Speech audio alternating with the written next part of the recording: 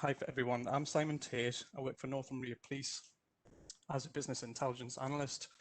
I'm really here today to tell you about where our organisation's at in terms of business analytics, where we see ourselves in the future, what sort of vision is, and where Qlik comes into play with that, and a little bit about my personal journey as well in terms of where I've come from as an analyst and how I've embraced Qlik and what that's sort of meant for me personally. So hopefully you'll find some interest in it. Okay, so first things first, what do we do as an organisation? I'm sure most people are familiar with the police. In Northumbria, we serve a population of 1.5 million over about 2,000 square miles. We receive on average about 2,000 to 3,000 calls per day, and we have over 5,000 police officers and staff. So we're a fairly big organisation relative to other police forces. What do we do? I'm sure most of you know. Our main job is to respond to emergencies. We have a role to safeguard vulnerable people who suffer, the most harmful types of crime. We have a role to keep neighbourhoods safe. So there's very much a geographical side to our business. We engage with the public across all manner of communities, and of course we investigate crime and prosecute offenders. So there's a lot of data requirements in all of that. Technology exploded over the last few years. The advent of social media, everyone's got a personal video recorder all of the time, so it generates a huge amounts of data, and a lot of that requires a lot of effort to understand and analyze it. So that's kind of where that's a bit of a backdrop of what we do. One of our goals is to become a data-led organization. Currently, this is where we're at. We have sort of legacy systems. So, they were built in-house many years ago. They don't particularly serve us very well for the back end in terms of our data analytics. So as a consequence, we have a heavy reliance on spreadsheets. Our analysts are sort of turning that handle all the time, processing data instead of asking those sort of vital questions about the data. We've got a limited ability to handle large data sets. As I've explained, that sort of data requirements are increasing. And we rely on them sort of traditional methods to send and access reports. So, emails, hard drives, people forget about them. You send a report out.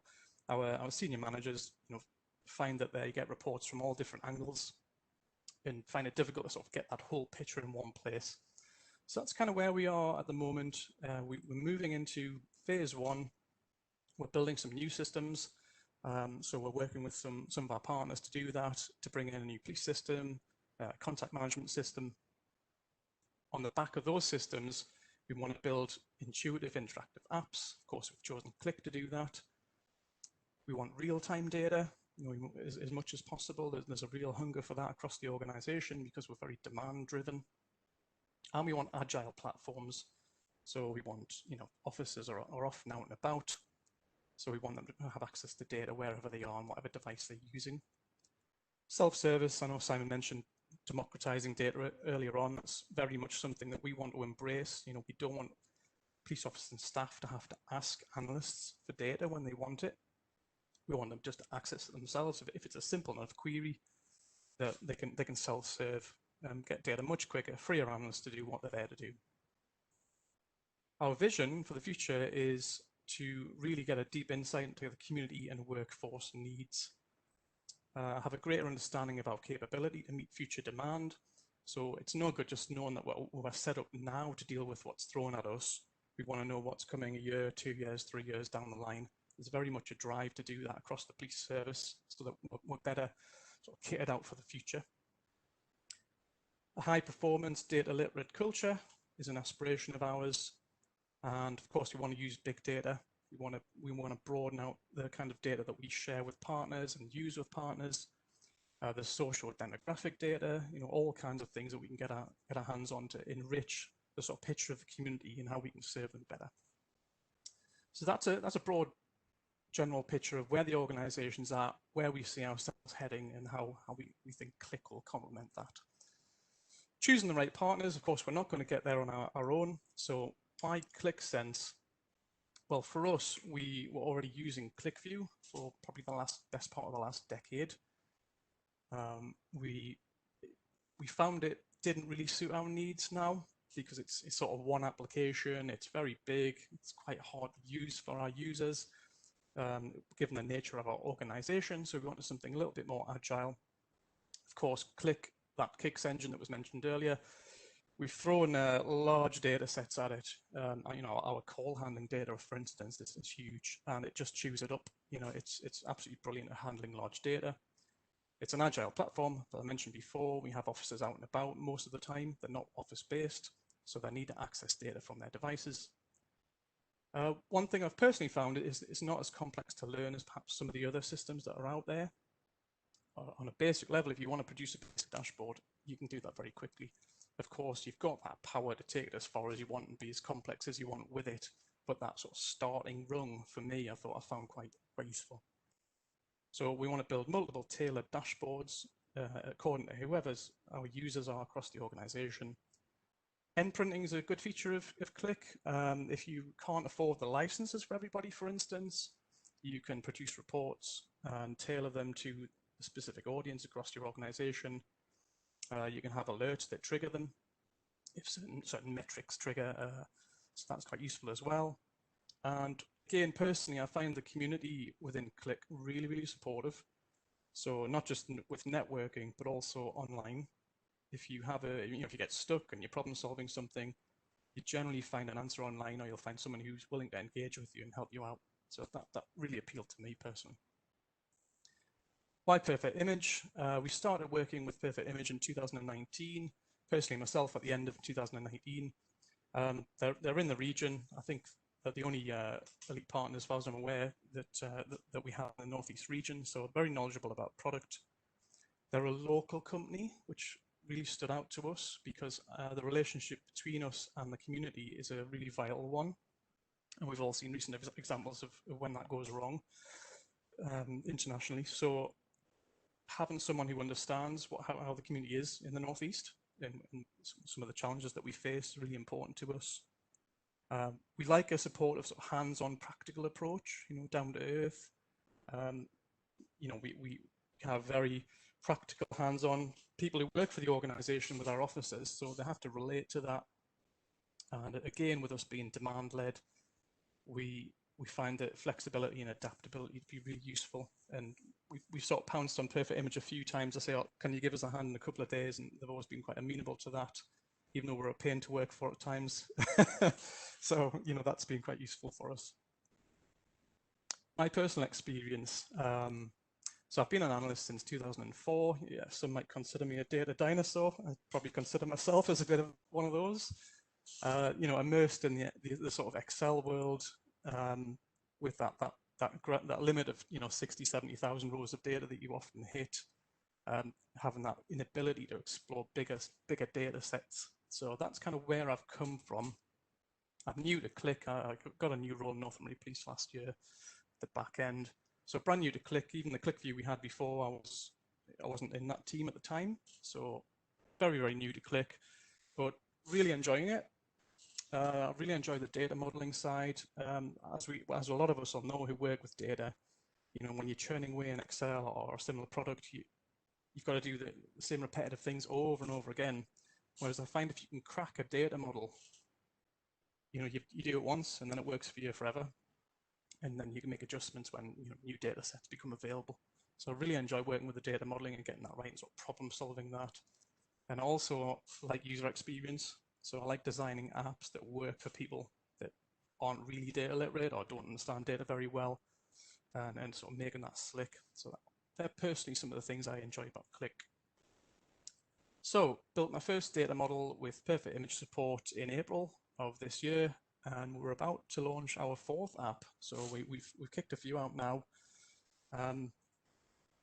Again, I like empowering the workforce and bringing data-led decisions in to help officers and staff to make those decisions more easily and quickly.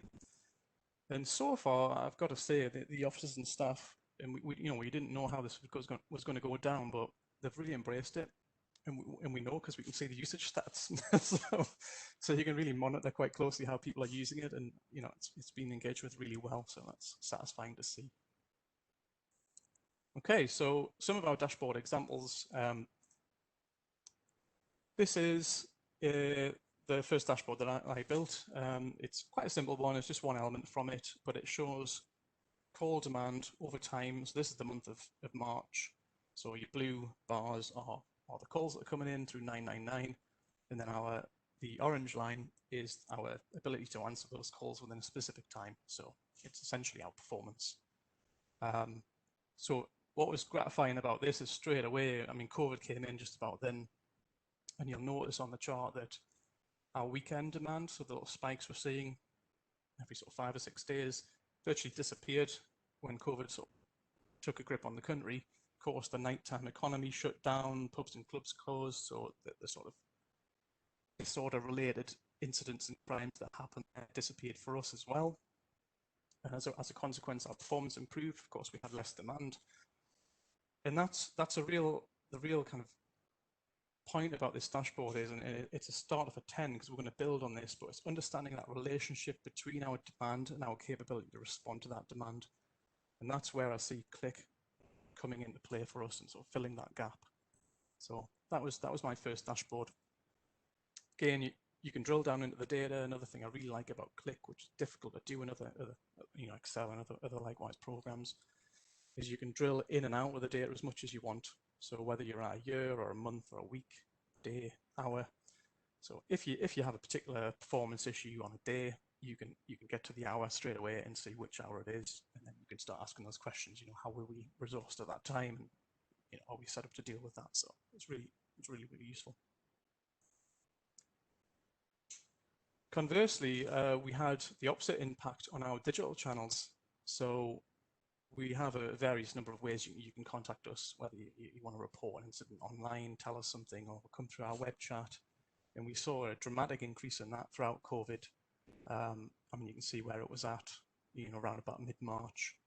A lot of them, people asking what they can and can't do during COVID. Of course, that changed. It was a moving feast, and of course, people, reporting those who they thought might have been sort of disregarding the rules around COVID. So, and a lot of them were comfortable to come in through the digital channels. So we've seen a huge increase in that. I think at the peak of COVID, it was 20% digital channel usage. So, 1 in 5 people were approaching the police through online means, which is unprecedented for us because, it's quite traditional. People like to ring 999 or 101. So that was quite insightful, and obviously that helped us balance our resources out to meet the channel where the greatest demand was. Another thing about that call data is it's as near to live time as we've got, and that's another exciting feature that I think we're moving into. The ability to react hour to hour, not just day to day. And the final one I was going to show you is the Missing People app that we've just built. So this is an example of it here. You've got 3 individuals, obviously their names are redacted, but one's been missing 94 times, the other 80, 142 over the set duration it's been selected.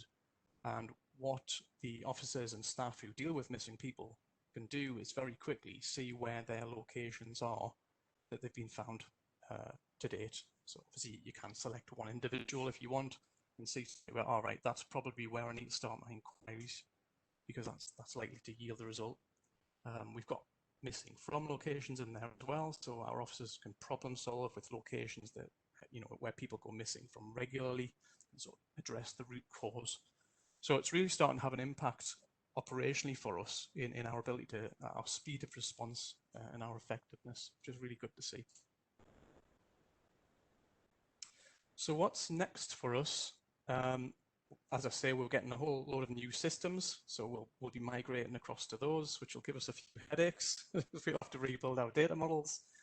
But the great thing about that is we'll have new data and more lifetime data. So it's quite exciting the kind of dashboards we'll be able to produce over the next sort of 12 to 24 months. We want to lean into our HR analytics a little bit more. So, we've got a good picture of our demand and our performance against that demand. What we want to know is, why was performance poor? Did we have a lot of staff on training, or was there a sickness? So we've got that sort of rounded out picture of why things have happened. We're upskilling our analysts across the organization. We're improving the data literacy of our officers and staff. obviously you need to give them a lot of support to embrace Qlik. But as I say, it's so easy to use that they've picked up and run with it straight away. Recruitment-wise, it's a growing area of business for us, so we're always looking for those who are either new to analytics and might be coming out of university or already in analytics. Clearly, we've got a development team who are working on Qlik, which I'm part of. We've got HR analysts, and we've got the intelligence side of the business who work with the sort of criminal side. So just a plug from me, if you are interested in the career in Northumbria Police, check out the careers website. It's as I say, it's a growing area of business, and there's plenty of us in the sort of analytical community in Northumbria Police. Or if you're elsewhere, a lot of the forces are moving in this direction. We've got a couple of forces that we're sort of working with and starting to speak to who are also using Qlik, so that's fantastic because they've sort of been through the same sort of journey that we have, and we're able to sort of share that knowledge and learn from each other. As well as that Qlik community, I thought I'd end on by saying, I think Qlik's a great platform and it's a great piece of technology, but that community that underpins it and shares ideas and problem solves together, that's really what sells it for me. Because then, if you're stuck, there's always someone there to help you. So that really appeals to me. And that is it. If you have any questions, I can hand over now and take those. Simon, thank you very much for that presentation. It was really insightful. Just a couple of questions that I've got here, if we can pose to you. So obviously you've kind of gone through your own journey as well as the journey with the police force and implementing Qlik and Qlik Sense. With your kind of knowledge of you've been through it, hindsight, I suppose, have you got any kind of pointers in terms of things, and I don't want to be negative, but things to avoid to make the process go as smoothly as possible? Things that you maybe thought we could have been done better? Yeah. One of the things that would stand out for me is, and we're getting better at this as we've gone along, but understanding our user requirements across the organization. It's really quite difficult when you move into new technology to bring people along with you because they haven't seen that technology yet. You can demo it to them, but that only sort of brings you so far. But we've got a lot better at our sort of techniques to understand our users, and it's a really, really critical point I would make to everyone involved in analytics. Because every analyst wants to build the best dashboard possible with all the fancy bits on, but really your users are the critical, are your customers. Of course. The audience. So that's something that we found that we've improved on a lot throughout the time. Yeah, and funnily enough, that moves on to kind of the next question, which it's really good to hear that you say, a lot of officers and your users have really embraced Qlik Sense, and it's great because you can see the kind of usage stats, etc. And I know, obviously you said about your own use of the kind of Qlik community. Do you have a kind of internal community to help officers, or do you have a certain, an email, or how do you kind of address their day-to-day questions and make sure that you're keeping them engaged and they're using things as effectively as they can? Yeah, so we have the regular mailbox, like a Qlik mailbox we've created, which is, I'm happy to say, has started to pick up pace now. But one of the things that the organization has embraced, and this is sort of from the top down, so our executives, one in our sort of strategy that we're developing is to become a data-led organization. So we're going to have a sort of senior leaders event on that, where all the supervisors and managers attend to really help them to embrace the product. One of the things along with that we've talked about is having super users. So them sort of Spocks that are scattered about the organization who are closet nerds like myself and enjoy using data and get a little bit excited by it. So finding those people, and they exist everywhere in an organization. Sometimes they're not in those IT or those analytical roles. So I think embracing and using those as ambassadors of the product, because the officers can then go to them with their questions. So that's a couple of ideas that we're trying to help sort of embed it in. That's great, thank you. And were there any major roadblocks? You know, whether have you seen any points where you've kind of thought, we don't know if this implementation's going to work, or anything where you know you had a really a big problem that you had to try and overcome to keep progressing and keep the momentum moving? Yeah, I think it's probably our systems. You know, we as a public sector, you know, we have a lot of legacy systems that need updating, and there's you know that takes time. But there's a real hunger for this. Once you've got Qlik in, you know, and your executives and your managers know you've got it, they absolutely want to embrace it and use it and get it out there and get some business value from it. But you know, it takes time, and and that's something that I try to emphasize, you know, myself personally to those that I work with.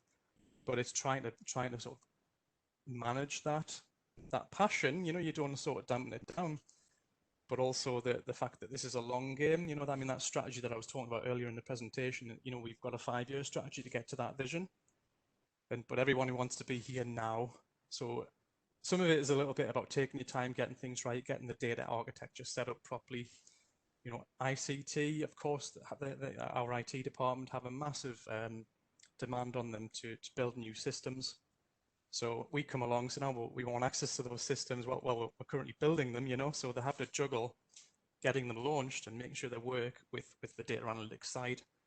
So again, that's a challenge for us. And you know, that can bottleneck you if you haven't got the IT capability there or the resource in your IT department. But again, that's something we're looking to sort of address as part of this overall strategy.